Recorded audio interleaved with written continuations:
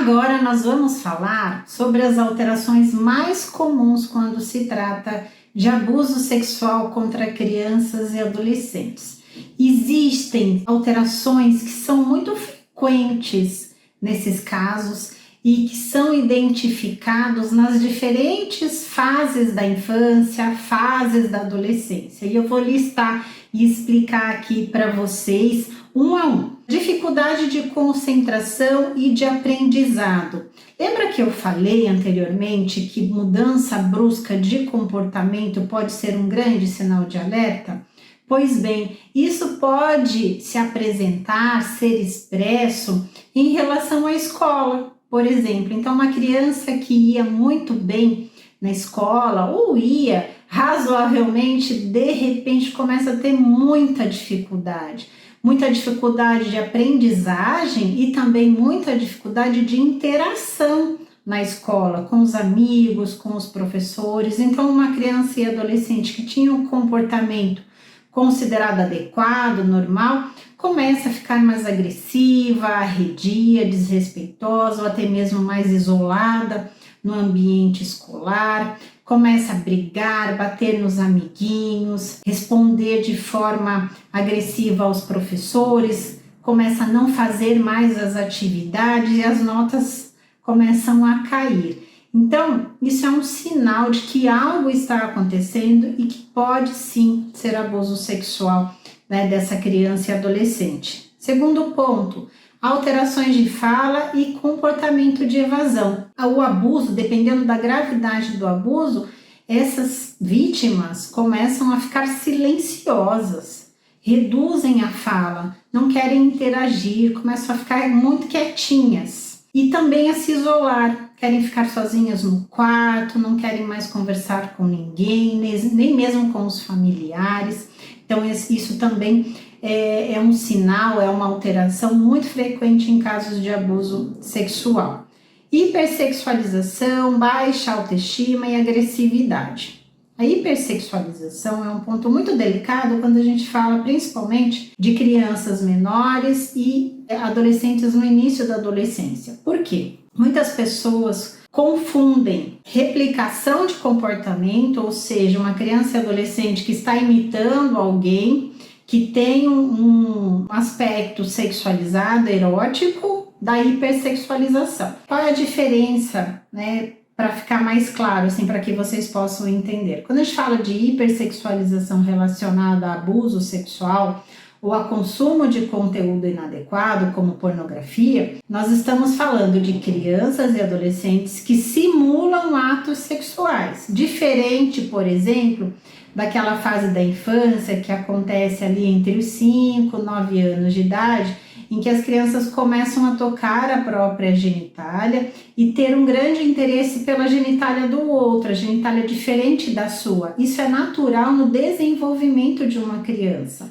Isso é natural na descoberta do corpo. Porém, se uma criança começa a fazer movimentos, a fazer gestos, simulando um ato sexual, como, por exemplo, uma criança que simula no amiguinho um sexo oral, que sobe no amiguinho e começa a simular penetrações, essa criança ou ele está vivenciando isso, ou seja, estão fazendo isso com ela, ou ela está vendo alguém fazer isso, que pode ser os pais, que pode ser um vídeo pornográfico em casa, algum canal pornográfico aberto na TV. Então ela está reproduzindo atos sexuais que não são naturais para sua fase de desenvolvimento, diferente dos toques genitais que eu falei para vocês antes.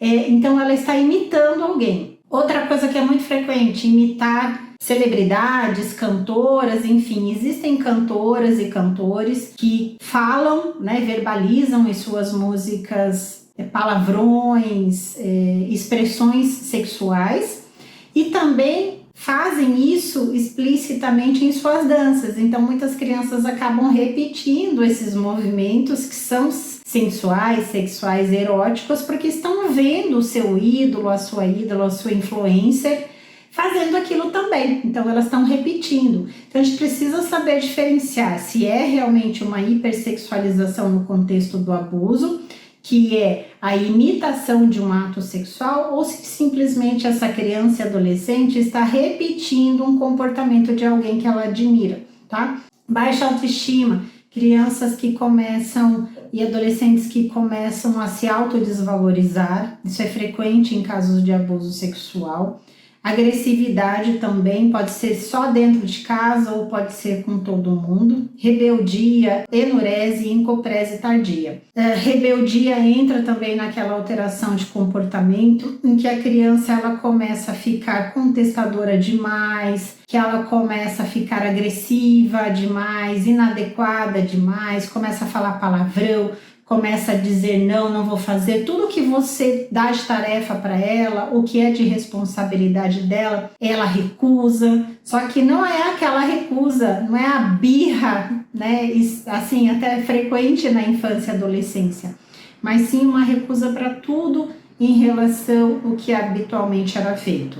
Enurese é fazer xixi na cama, fazer xixi na roupa, numa fase em que ela já evoluiu dessa etapa. Então, por exemplo, uma criança que já passou pelo desfraude, que já faz xixi sozinha no piniquinho ou no vaso sanitário, de repente, do nada, começa a retroceder. Ela começa a retroceder na fase de desenvolvimento dela. Isso significa, né, que ela está passando por uma situação difícil que faz com que ela volte a se infantilizar e retroceda nessa fase de desenvolvimento. É claro que quando a gente tem uma alteração como essa, nós temos que buscar também informação médica, passar em consulta para ver se ela também não está com uma infecção de urina, alguma alteração médica que possa justificar essa perda urinária. E encoprese é o cocô, né? São as fezes, então é voltar a fazer cocô na roupa, até mesmo na cama, numa fase da vida em que ela já está mais avançada nessas questões.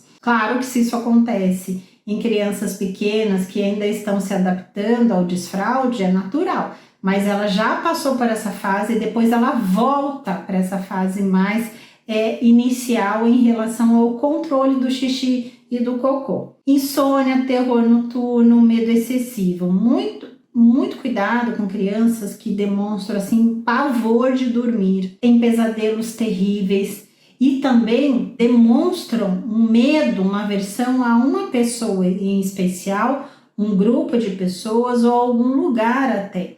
Então, se a criança ela está demonstrando isso, significa que ela está passando por uma dificuldade, que ela pode estar passando por uma situação de violência ou abuso e que inconscientemente ela está trazendo isso como um pedido de socorro. Então isso também tem que ser investigado, tá? Anorexia, bulimia e outros transtornos alimentares. Algumas crianças podem apresentar alterações na forma como se alimentam, seja comendo mais ou comendo menos. Lembrando sempre, a gente tem uma criança que tinha um comportamento natural prévio, ou seja, antes ela era assim, e de repente, sem que nada se justifique, ela começa a ter essas alterações. Isso é muito frequente também, abuso.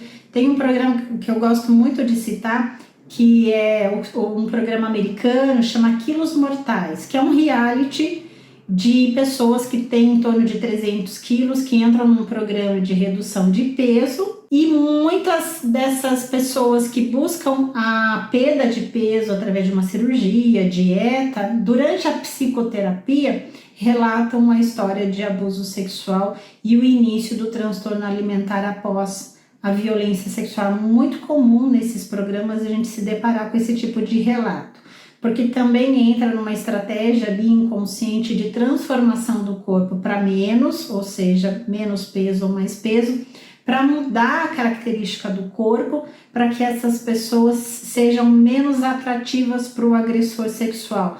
Muitas desses participantes desses realities relatam: eu achei que se eu ficasse maior, ele não ia mais abusar de mim, porque os agressores costumam elogiar muito o aspecto físico das suas vítimas. Então, inconscientemente, essas crianças e adolescentes entendem o quê? Se ele me acha bonita, atraente sexualmente, se eu mudar o meu corpo, isso vai parar. Então, é algo inconsciente também e relacionado a transtornos alimentares com grande frequência. Perda da visão positiva do mundo, essa é uma alteração muito perigosa, essa é uma alteração fatal.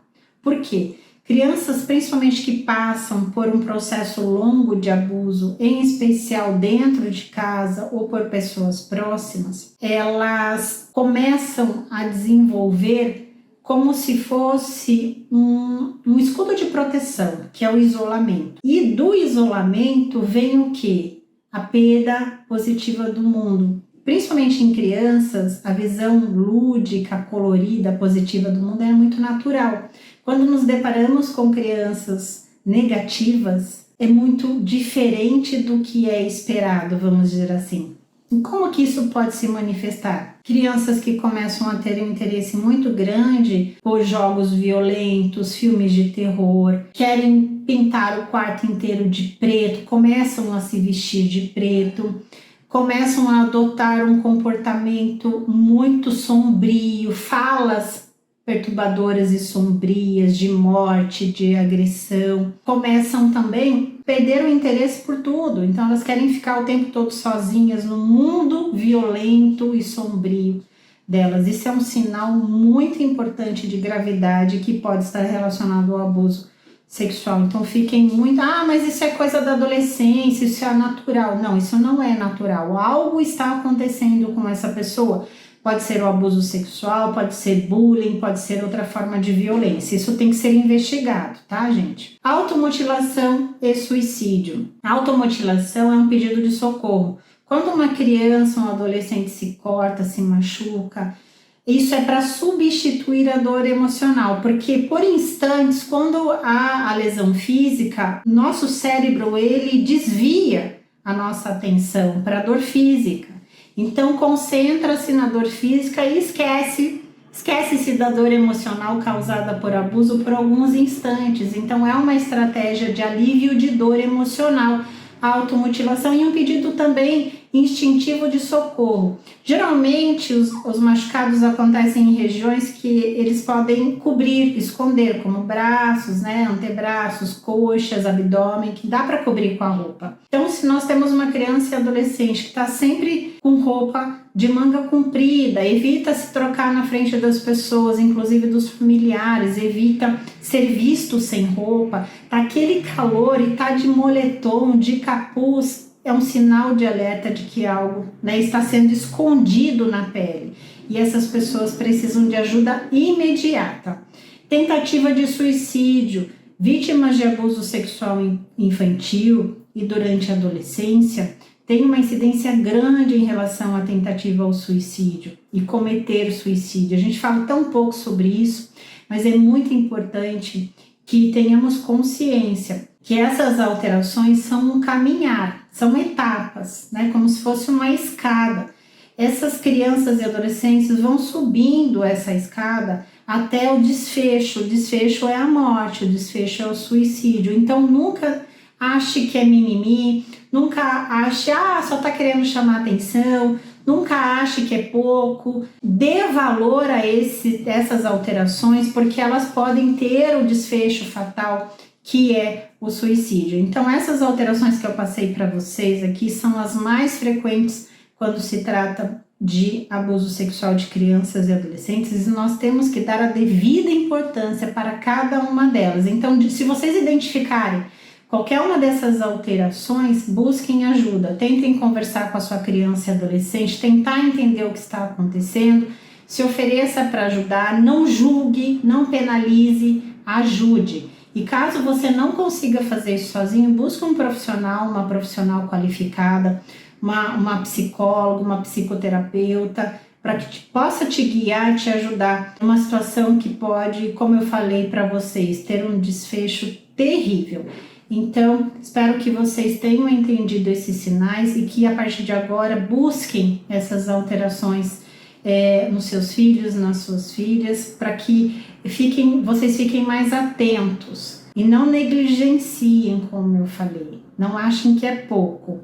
Tentem descobrir o que está acontecendo.